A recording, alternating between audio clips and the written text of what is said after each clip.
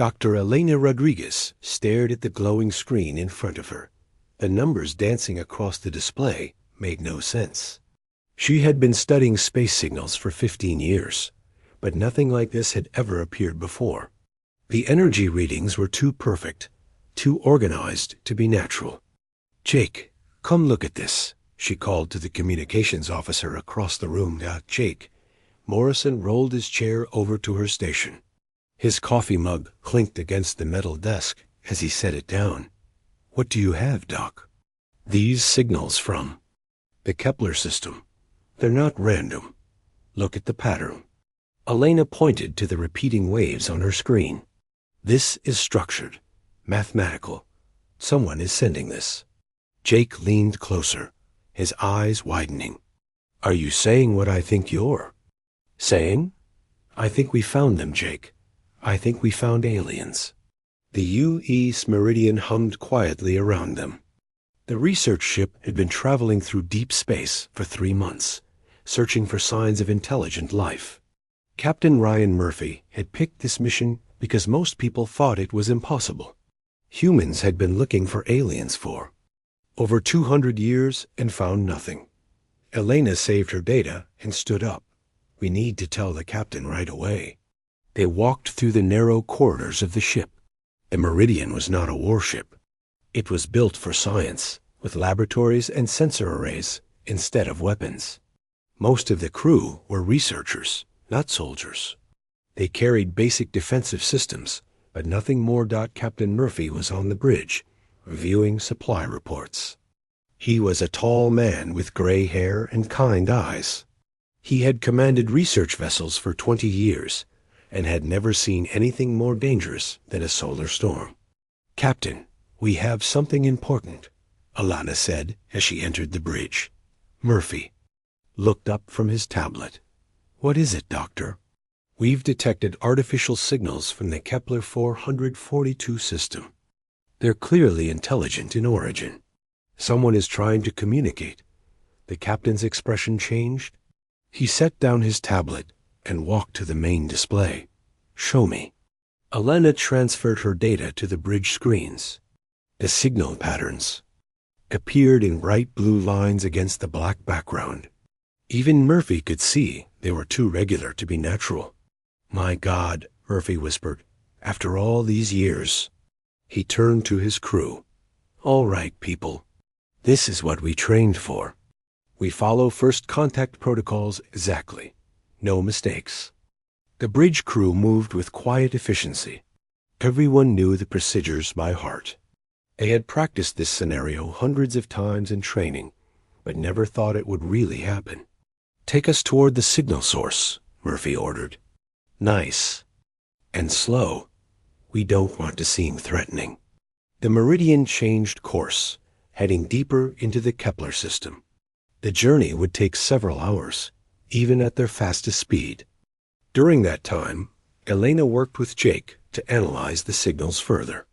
"They're using mathematical concepts," Elena explained to the captain. "Prime numbers, geometric sequences. It's like they're trying to show us they're intelligent." "Can we respond?" Murphy asked. "I think so." "Jake has been working on a reply using the same mathematical principles." Jake nodded. "I've prepared a simple response. Basic math that shows we understand their message." "Send it," Murphy decided. "Let's see what happens." The reply was transmitted into space. Then they waited. The minutes stretched into an hour. Everyone on the bridge was quiet, watching the sensors for any response. Suddenly, the space around them began to shimmer. Jake's instruments went wild. "Captain, something's happening. Energy readings are off the charts." The shimmer grew brighter. Then, without warning, ships began to appear. Not one or two, but dozens of them. They were beautiful and terrible at the same time, made of what looked like crystal and metal fused together. They glowed with inner light and moved with perfect precision. "My God," someone whispered. Captain Murphy stepped forward. "Communications, open all channels. Broadcast on all frequencies." Jake's hands flew over his controls. All channels open, sir. Murphy took a deep breath. This is Captain Ryan Murphy of the United Earthship Meridian. We come in peace. We wish to establish peaceful contact between our species. The alien ships arranged themselves in a perfect formation around the Meridian. They were much larger than the human vessel, and there were at least 50 of them. Their crystalline hulls reflected the light of the distant star. For several minutes, nothing happened. The alien ships just hung in space, surrounding the human vessel like predators, circling prey. Then one of the ships moved closer. It was massive, easily 10 times the size of the Meridian. Lights pulsed along its hull in patterns that seemed almost like writing. "We're receiving a transmission," Jake announced. "It's coming through on multiple frequencies." "Put it through," Murphy ordered. The voice that came through the speakers was cold and mechanical. It spoke in perfect English, which was somehow more frightening than if it had been in an alien language. "Humans of Earth, you have been observed. You have been judged. Your species spreads too quickly across the stars. You build too many ships.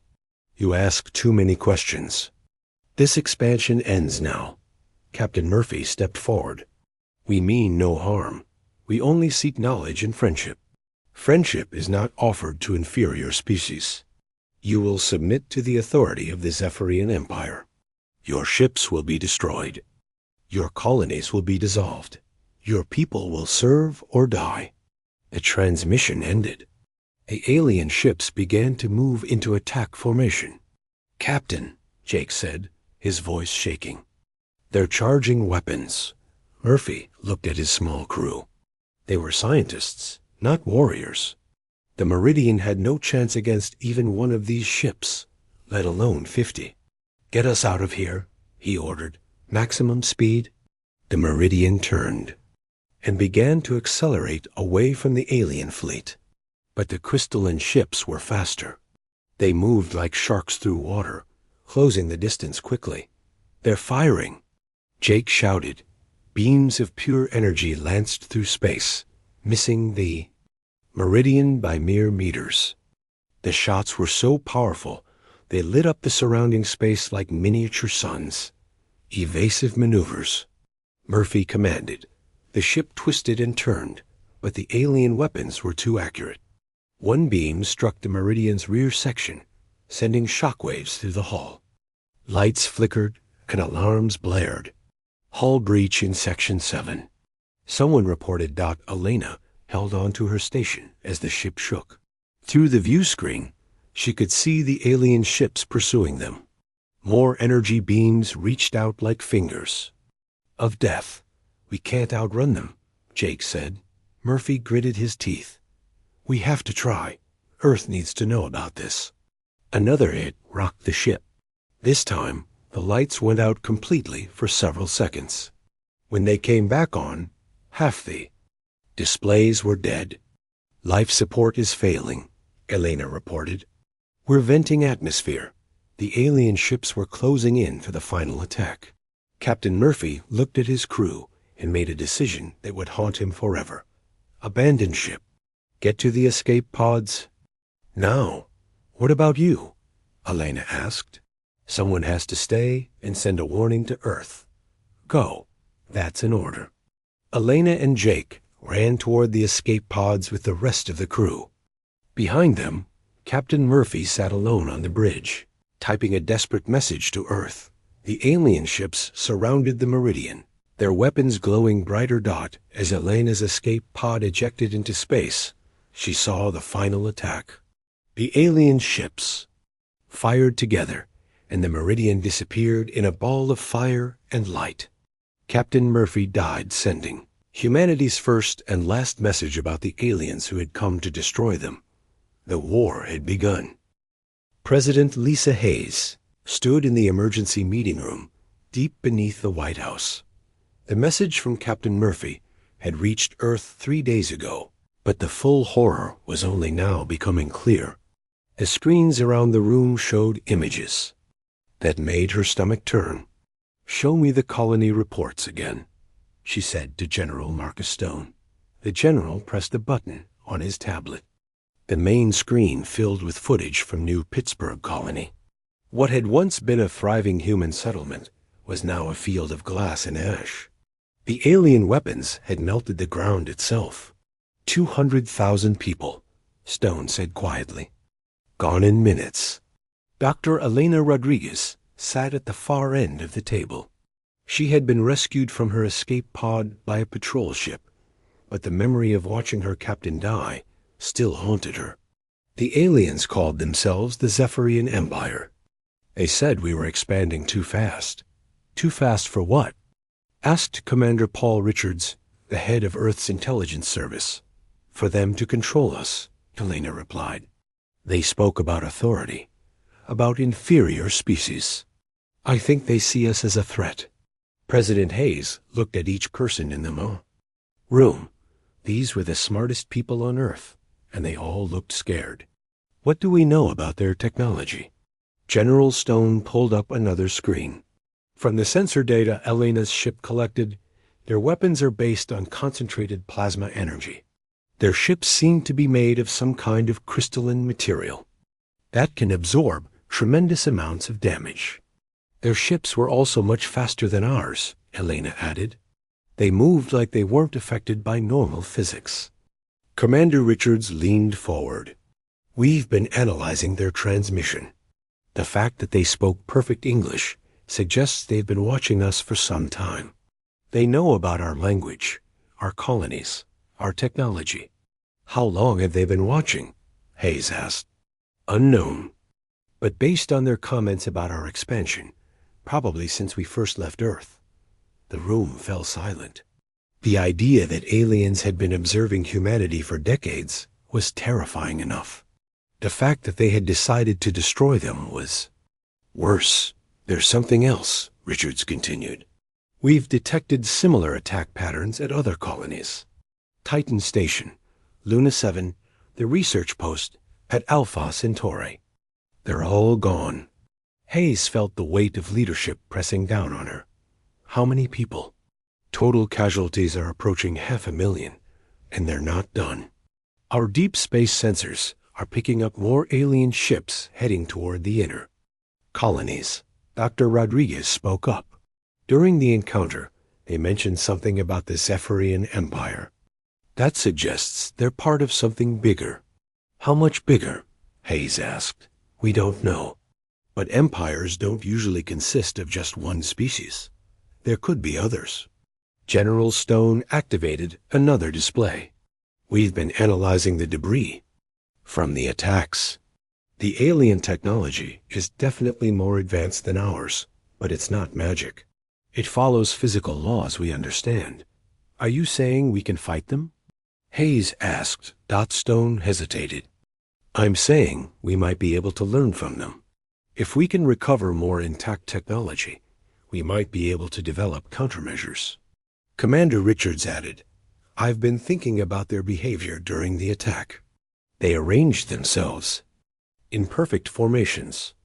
They fired in synchronized patterns. Everything they did was very organized, very predictable. What does that mean? Hayes asked. It means they might be more rigid than we are. They seem to follow patterns. If we can figure out those patterns, we might be able to use them against the aliens. Elena shook her head. You didn't see them. They were so advanced, so powerful. Our ship was destroyed in seconds. But you escaped, Richards pointed out. That means they're not perfect. Hayes stood up and walked to the window.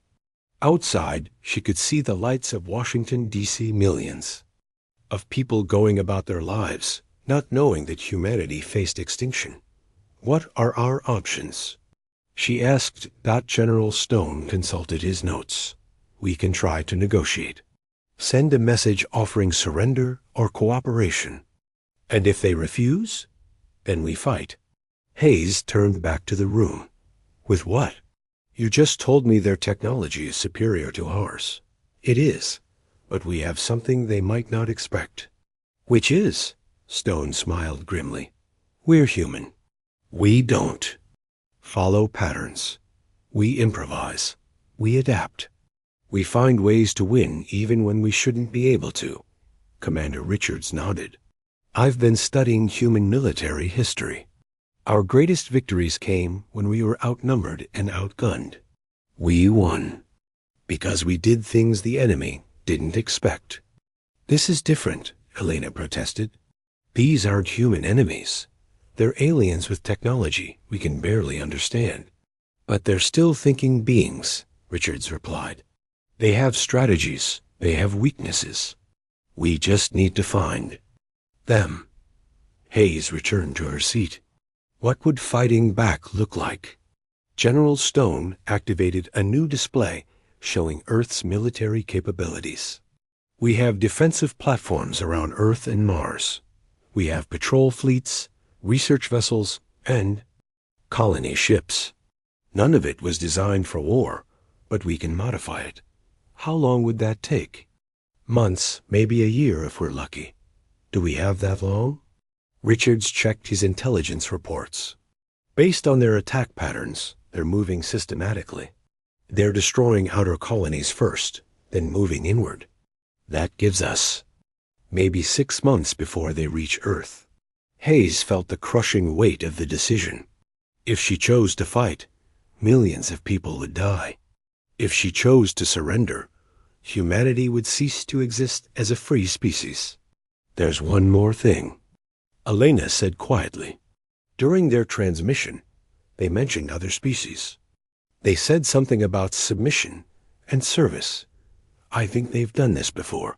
Richards immediately understood. You think they've conquered other alien species? I think so. The way they talked, it sounded like they had experience with this. That could be good news, Stone said. If they've conquered other species, some of those species might be willing to help us. Or it could be bad news, Hayes replied. It means they're very good at conquering planets. The room fell silent again. Each person was thinking about the impossible choice ahead. Fight and probably die, or surrender and definitely lose their freedom. Finally, Hayes spoke. I need to address the nation tomorrow. I need to tell them what we're facing. What will you say? Stone asked. Hayes stood up, her decision made. I'll tell them the truth. That aliens have attacked us. That they want to destroy or enslave us. And that we're going to fight back, even though we might lose? Especially because we might lose. Humans don't surrender. We don't give up. And we don't let bullies destroy us without a fight. Elena looked at the president with new respect. You're really going to do this? Fight an interstellar empire? Yes, because the alternative is the end of human freedom. And that's not acceptable. General Stone nodded. Then we'd better get started. We have a lot of work to do. As the meeting ended, each person left with their own mission. Stone would begin converting civilian ships into warships. Richards would gather intelligence on alien movements. Elena would work on analyzing alien technology. But Hayes remained in the room, staring at the images of destroyed colonies. She was about to commit humanity to a war they had almost no chance of winning. But she also knew that some fights were worth having even if you lost. The next morning, she would tell the world that Earth was going to war. And somehow, someway, they would find a way to win. Outside, the stars looked different now. They were no longer points of light representing hope and exploration. They were hiding places for enemies who want to destroy everything humans had built. But Lisa Hayes was not afraid. She was angry. And angry humans were dangerous humans. The aliens had made their first mistake. They had attacked first, but they had left some humans alive. Now they would learn what that meant. Dr. Nina Collins had not slept in 3 days. The coffee cup in her hand was cold, but she drank it anyway. Around her, the underground laboratory buzzed with activity. Dozens of scientists worked at stations covered with alien technology fragments, recovered from the destroyed colonies. Nina, come look at this. called Tony Martinez from across the room. He was an engineer who had been pulled from a civilian shipyard to help with the war effort. Nina walked over to his workstation. On the table lay a piece of crystalline material about the size of a dinner plate. It glowed faintly with inner light. "This is from one of their hull fragments," Tony explained. "Watch what happens when I apply electrical current." He touched a wire to the crystal. Instantly, the glow became brighter, and a shimmering field appeared around the fragment. "It's creating some kind of energy shield," Nina observed. "But look at the pattern. It's perfectly uniform, completely regular." "That's what I thought too. But watch this." Tony moved the wire to a different spot on the crystal. The shield flickered and changed shape. The field configuration depends on where the energy is applied, but it only has specific settings. There's no adaptation, no learning. Nina understood immediately. They're using preset patterns. The shield can only take certain shapes. Exactly. And if we can figure out all the patterns, we might be able to find one that doesn't work. Across the room, Colonel Amy Foster was studying tactical reports from the latest alien attacks. She had been a Marine before the war started, but now she was helping to develop new fighting strategies. "The aliens always attack the same way," she said to General Stone, who had come to check on their progress. "They form perfect geometric patterns. They fire in synchronized waves. They retreat when they take a certain amount of damage." "Sounds like they're following a manual," Stone replied. "That's what I think, too. Look at these attack patterns from 5 different colonies." She showed him a holographic display. "The formations are identical. The timing is identical. Even the retreat points are identical." Stone studied the patterns. "So they're predictable. Very predictable. Which means we can plan for them." "What do you have in mind?" Amy smiled. "Something they won't expect. Something that doesn't follow their rules." Meanwhile, Kevin Clark was working on the communication systems. He had been a computer programmer before the war, but now he was trying to crack alien technology. "I've been analyzing their transmissions," he told Dr. Elena Rodriguez. "The aliens don't encrypt their communications. They use them, but it's very basic." "Why would they do that?" Elena asked. "Because they've never had to worry about anyone else understanding them. They're so advanced, they think no one else could possibly crack their codes." Kevin showed her streams of alien data flowing across his screen. "But their codes are actually pretty simple. They're based on mathematical sequences, just like the signals they first sent to us." "Can you understand what they're saying?" "Some of it. They're coordinating attacks, reporting casualties, requesting reinforcements. Standard military stuff." "Anything useful?" Kevin grinned. "They're calling us the persistent small ones. Apparently, we're lasting longer than they expected." Elena laughed despite herself. "Is that good or bad? For us?" "It's great. It means we're annoying them." The breakthrough came when Dr. Collins and Tony Martinez combined their discoveries. The alien shields were predictable, and the alien communications were crackable. That meant human forces could know exactly what the aliens were planning to do. "We need to test this," General Stone said after reviewing their findings. "We need to see if we can actually use this information in combat." The test came sooner than expected. A small alien fleet was approaching the mining colony at Vesta. It was the same pattern as before. 12 ships in perfect formation, moving at a steady speed. Colonel Foster commanded the defense. She had 3 modified patrol ships and a handful of mining vessels equipped with improvised weapons. Against 12 alien ships, it should have been hopeless. But this time, humans had an advantage. "Kevin, what are they saying?" Foster asked over the radio. "They're following attack pattern 7. They'll approach from the north, form a circle around the colony, and fire synchronized blasts at the mining platforms." "When?" "In exactly 4." Minutes and 30 seconds. Foster smiled. Perfect. Tony, are the shield disruptors ready? Ready and waiting. As soon as they form their circle, we'll hit them with frequencies that should disrupt their shield patterns.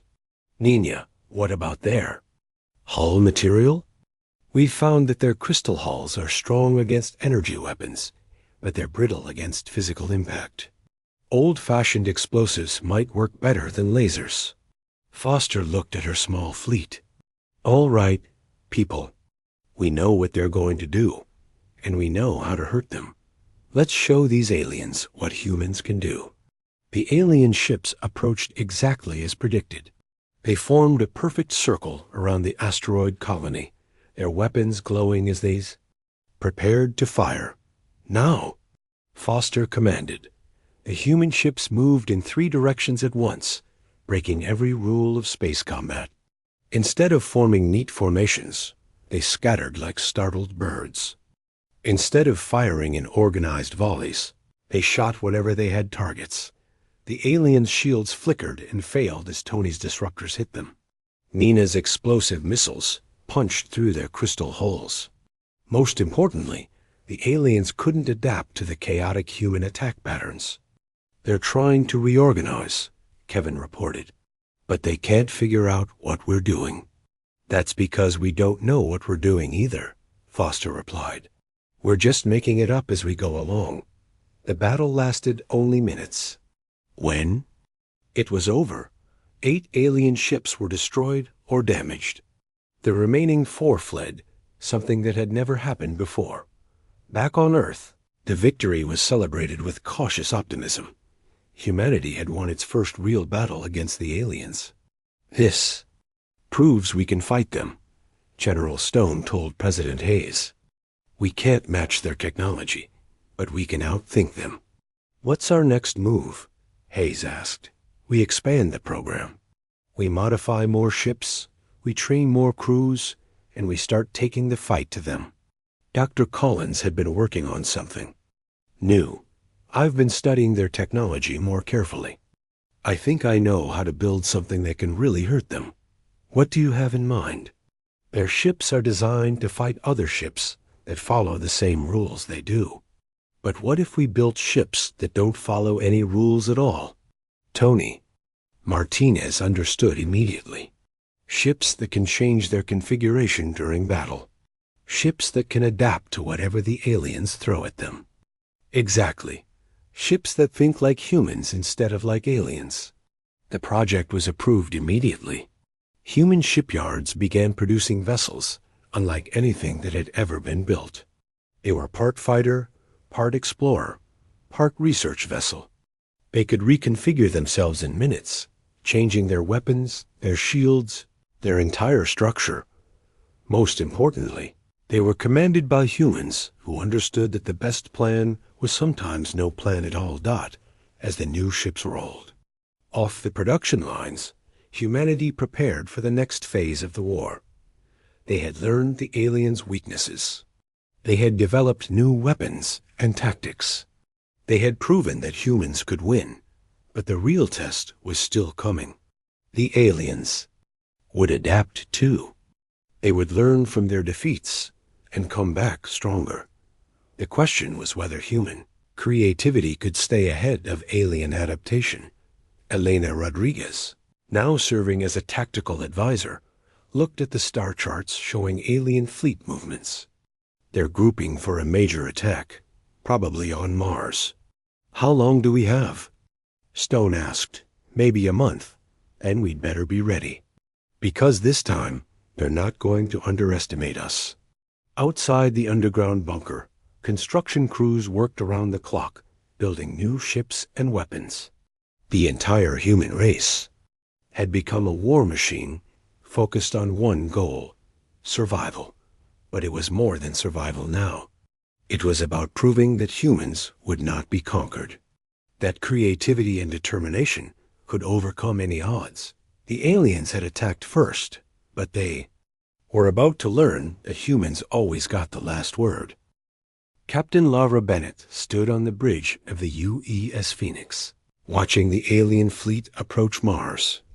50 crystalline ships moved in perfect formation, their weapons glowing like angry stars. It was 3 times larger than any force humanity had faced before. "They're serious this time," commented Commander Richards, who was coordinating intelligence from the command center on Earth. "Good," Bennett replied. "So are we." The human fleet was smaller, but very different from the orderly alien formation. Human ships moved in seemingly random patterns, constantly changing course and speed. Some vessels split apart during flight, becoming multiple smaller ships. Others combined together, forming larger battle platforms. "Bennett, this is General Stone. You are cleared to engage. Make them pay." "Copy that, General." "All ships, this is Phoenix. Remember your training. Stay unpredictable, stay alive, and make every shot count." The battle began when the alien fleet fired their first synchronized volley. Beams of plasma energy reached across space toward the human ships. But the humans were no longer where the aliens expected them to be. "Scatter pattern Delta," Bennett commanded. The human fleet broke apart like an exploding firework. Each ship went in a different direction, moving in spirals and curves that made no tactical sense. The alien weapons hit empty space. Now, hit them with everything. The human response was pure chaos. Ships fired from impossible angles, launched missiles that changed course mid-flight, and used weapons that the aliens had never seen before. Some human vessels even rammed into alien ships, their crews ejecting in escape pods at the last second. The aliens tried to adapt, but their rigid thinking couldn't keep up. They reformed their lines, only to have human ships attack from directions. They weren't defending. They changed their firing patterns, but humans had already moved to new positions. "Their command ship is the big one in the center," reported Tony Martinez, who was monitoring alien communications. "If we can take it out, the rest might become confused." "I see it," Bennett said. "Phoenix team, follow my lead. We're going hunting." There. Phoenix and 5 other ships dove toward the center of the alien formation. Their hulls shifted and changed as they flew, becoming sleeker and faster. The aliens fired everything they had, but the human ships seemed to dance between the energy. "Beams." "Kevin, jam their communications," Bennett ordered. "Already on it. They're trying to coordinate, but I'm feeding them false information." The alien command ship was massive, easily the size of a small city. Its crystalline hull reflected the light of Mars, making it look like a giant jewel. But jewels could be broken. "Nina, what's the best way to crack this thing?" Bennett asked. "The hull is strongest at the center, weakest at the joints. If you can hit the connection points, the whole structure might collapse. You heard her, people. Target the joints." The human ships opened fire with everything they had. Explosive missiles, plasma cannons, and kinetic penetrators all struck the alien. Command ship at its weakest points. Cracks appeared in the crystal hull, spreading like a spider web. The alien ship tried to return fire, but its weapons were designed for long-range combat. The human ships were too close, moving too fast, hitting too hard. "It's working," Tony shouted. "The structure is failing." The massive alien vessel began to break apart. Pieces of crystal hull spun away into space, glowing with internal fires. The ship's lights flickered and died. "Command ship is down," Bennett announced. "All units, press the attack." Without their command ship, the alien fleet became confused. Ships collided with each other as they tried to reform. Their synchronized firing became random and ineffective. But humans were just getting started. "This is Commander Foster," came a voice from the asteroid belt. "Second wave incoming. We have 30 ships loaded with captured alien technology." The reinforcements arrived just as the alien fleet was trying to retreat. Foster's ships were covered in crystalline armor, taken from destroyed alien vessels. They moved with the unpredictability of human crews, but had the firepower of alien technology. No mercy, Foster commanded. They came here to destroy Mars. Let's show them what happens when you threaten human worlds. The battle became a rout. Alien ships that had seemed invincible just months before were being destroyed by human crews using creativity and determination. The few alien vessels that escaped fled toward the outer system. Mars is safe, Bennett announced. All alien forces have been driven off. The celebration was brief. Commander Richards had disturbing news. Our deep space sensors are picking up something big, he reported. A huge alien fleet is gathering at the edge of the solar system. Hundreds of ships. The main force, Stone, realized they're done playing with us. But humanity was ready. The victory at Mars had proven that aliens could be beaten.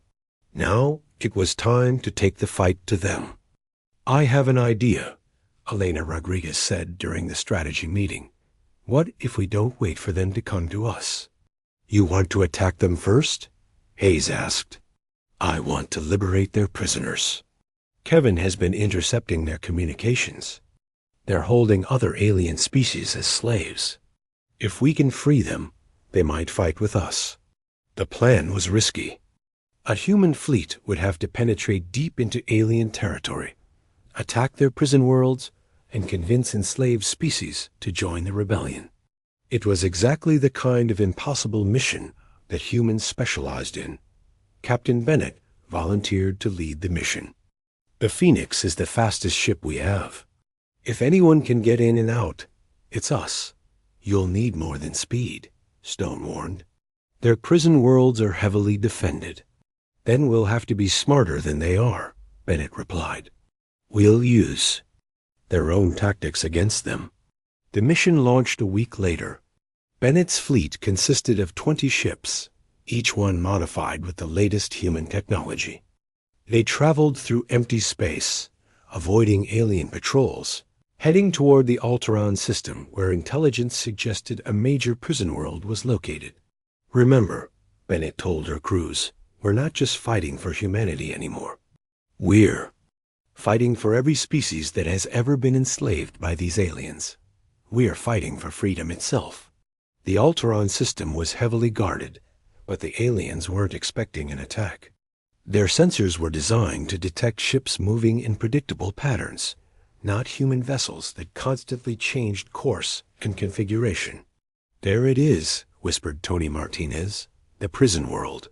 The planet below was covered in massive structures that looked like crystal cages. Each one held thousands of alien prisoners from dozens of different species. The sight filled the human crews with rage. How many? Bennett asked. Millions, Elena replied quietly. They've been doing this for thousands of years. Not anymore, Bennett said grimly. All ships, begin the attack. Free everyone you can. The battle for the prison world lasted 6 hours. Human ships darted between the defensive platforms, destroying guards and breaking open the crystal cages. As the prisoners were freed, something amazing happened. They fought back. Alien species that had been enslaved for generations picked up weapons and joined the battle. They knew the alien technology better than humans did, and they had centuries of anger to fuel their fight. This is working, Bennett reported to Earth. We have allies, real allies. How many? Stone asked. Thousands, maybe tens of thousands. And they're all eager to fight. The liberation of the prison world sent shockwaves through the alien empire. For the first time in their history, their slaves were rebelling, and they were being led by humans who refused to accept defeat. The war was about to become something much bigger than a fight for human survival. It was about to become a galactic revolution. Back on Earth, President Hayes addressed the nation. Today, we learned that we are not alone in this fight. Across the galaxy, there are species that have been waiting for someone to stand up to their oppressors. Today, that someone is us. The message was broadcast to every liberated world, translated into hundreds of alien languages. The response was immediate and overwhelming. Species that had been enslaved for millennia rose up against their captors. Prison worlds across the galaxy erupted in rebellion. The alien empire, which had seemed invincible just months before, was suddenly fighting wars on 1,000 fronts. And at the center of it all were humans, the species that had been considered too primitive to be a threat. The aliens had made their biggest mistake. They had attacked first, but they had underestimated the power of human determination. Now they were about to learn that humans never fought alone. They fought for everyone who couldn't fight for themselves. The real war was just beginning. Admiral Kekstar stood in his command chamber on the Zephyrian home world, staring at reports that made no sense. His empire was falling apart. Prison worlds were in revolt. Slave species were fighting back. And at the center of it all were the humans he had dismissed as primitive insects. How is this possible? He demanded of his advisors. They are barely capable of spaceflight. They have no advanced weapons. They should have been extinct months ago. The humans fight differently than any species we have encountered, replied his chief tactical officer. They do not follow patterns. They do not use logic. They adapt to every situation. And they inspire others, added the intelligence commander. Every species they liberate joins their cause. Our empire is being destroyed from within. Kekstar crushed the report in his crystalline hand. Then we end this now. We destroy their home world and everyone on it. Without Earth, the humans cannot continue. Admiral, the tactical officer said carefully, perhaps we should consider negotiation. Kekstar's eyes blazed with fury. Negotiation? With inferior species? Never. Prepare the final fleet. Every ship we have. We will burn Earth to ash and scatter the remains across space. Meanwhile, Captain Ryan Murphy stood on the bridge of the UEC Defiance, the largest ship humanity had ever built. He had survived the destruction of the Meridian and spent months helping to design this vessel. It was part warship, part command center, part symbol of human determination. Sir, we're receiving signals from liberation fleets across the galaxy, reported Communications Officer Jake Morrison, who had also survived the first encounter. Every enslaved species is reporting successful uprisings. How many allies do we have now? Murphy asked. Over 500 species, sir. Millions of ships. The Zephyrian Empire is collapsing. President Hayes appeared on the main screen from Earth. Ryan, our long-range sensors are detecting a massive fleet heading toward Earth. Every Zephyrian ship in the galaxy. How many? Murphy asked. Over 1,000 vessels, including their super dreadnoughts. They're throwing everything they have at us. Murphy looked at his crew. They were the same people who had fled from a handful of alien ships just 2 years ago. Now they were preparing to fight the largest space battle in galactic history. Ma'am, with respect, they're making the same mistake they made before, Murphy said, which is, they think this is about Earth, but it's not anymore. It's about freedom for every species in the galaxy. The final battle began at the edge of the solar system. The Zephyrian fleet emerged from hyperspace in perfect formation. 1,000 crystalline ships arranged in geometric patterns that had struck fear into the hearts of species for millennia. But this time, they faced something different. The human fleet was smaller, maybe 300 ships. But surrounding them were vessels from across the galaxy. Ships designed by species the Zephyrians had enslaved for centuries. Each one carried technology and tactics the Zephyrians had never seen used against them. This is Admiral Kekstar of the Zephyrian Empire, came the transmission. Surrender now and your deaths will be quick. Captain Murphy stepped forward to reply. This is Captain Ryan Murphy of the United Earth ship Defiance. You came to our home. You destroyed our colonies. You killed our people. You said we were inferior. You said we would submit or die. And now you will learn the truth of those words, Kextar replied. No, Murphy said calmly. Now you will learn that humans keep their promises. We promised that your first attack would be your last. Today we keep that promise. A battle erupted across millions of miles of space. But this time, the aliens were the ones who were outmatched. The human ships moved with the chaotic creativity that had become their trademark. But now they were supported by allies who knew every weakness in Zephyrian technology. The aliens found their weapons being turned against them, their tactics predicted and countered, their formations broken by attacks they had never imagined. Their shields are failing, reported Dr. Nina Collins from the Defiance's science station. The Allied ships are using frequencies that disrupt their crystal matrices. Press the attack, Murphy ordered. All ships target their command vessels. Tony Martinez, now serving as the fleet's chief engineer, coordinated the assault. Phoenix. Team, hit them from above. Liberty Squadron, come in from the right. Make them choose which direction to defend.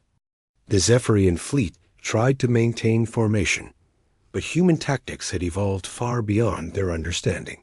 Ships appeared and disappeared, attacked from impossible angles, and used weapons that violated every rule of space combat. Admiral Kextar watched in horror as his perfect fleet was torn apart by chaos. How are they doing this? He demanded. They are not following any logical pattern, his tactical officer replied. They appear to be improvising their entire strategy in real time. That's impossible. No species can coordinate complex operations without predetermined patterns. Apparently, humans can. The turning point came when Colonel Amy Foster led a boarding action against the Zephyrian flagship. Her team used captured alien technology to teleport directly onto the enemy ship, bypassing all external defenses. Remember, Foster told her, troops, they've been in charge for so long, they've forgotten how to fight individually. Stay mobile, stay unpredictable, and watch each other's backs. The battle inside the alien ship was fierce, but brief.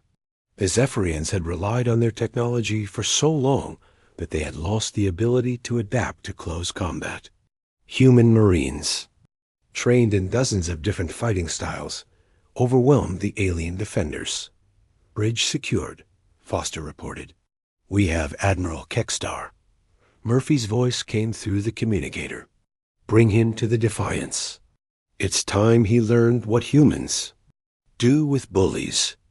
When Admiral Kextar was brought before Captain Murphy, the alien leader was no longer the arrogant commander who had ordered the destruction of human colonies. He was a broken figure who could not understand how his perfect empire had been defeated by what he considered primitive creatures. Your empire is finished, Murphy told him. Your fleets are destroyed. Your slave worlds are free. It's over. This is impossible, Kextar whispered. We are the superior species. We have ruled for thousands of years. You ruled through fear and technology, Murphy replied. But you never understood the most important thing about intelligent life, which is that every species has the right to be free. And when you try to take that away from them, they will fight back. No matter how long it takes, no matter how many times they lose, they will keep fighting until they win. Elena Rodriguez stepped forward. The galaxy is going to be very different now. Every species that was enslaved is going to remember who helped free them, and they're going to remember who tried to keep them in chains. The formal surrender was broadcast across the galaxy. Admiral Kextar, speaking in a voice trained of all arrogance, announced the end of the Zephyrian Empire and the dissolution of all slave holdings. President Hayes addressed the galaxy from Earth. Today marks the end of an age of oppression and the beginning of an age of cooperation. We invite every species to join us in building a new galactic community based on freedom, respect, and mutual aid. The response was overwhelming. Species that had been enemies for millennia put aside their differences to work together. Technologies were shared freely. Trade routes that had been controlled by the Empire were open to everyone. Captain Murphy stood on the observation deck of the Defiance, looking out at the fleet of ships from hundreds of worlds. Each one represented a species that had been freed from slavery. Each one was a reminder of what could be accomplished when people worked together. Dr. Rodriguez joined him at the window. "Hard to believe it's over. Is it over?" Murphy asked. "There are probably other empires out there. Other species that think they have the right to rule over others. Maybe, but now there's something they have to consider." "What's that?" "That somewhere in the galaxy there are humans.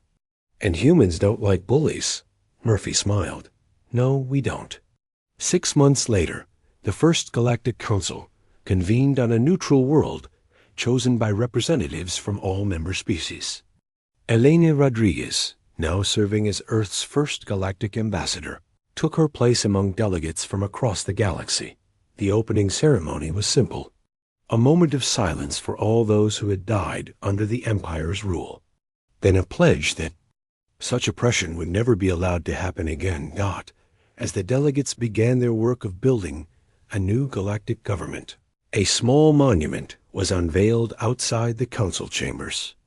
It was made of crystal taken from destroyed Zephyrian ships, formed into a simple shape that every species could understand. The inscription was written in over 1,000 languages, but the meaning was the same in all of them, in memory of all.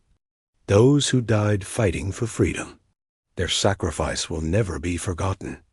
At the bottom, in smaller text, was a single line that made every human delegate smile. The aliens attacked first. We made sure it was their last mistake. The war was over. The galaxy was free.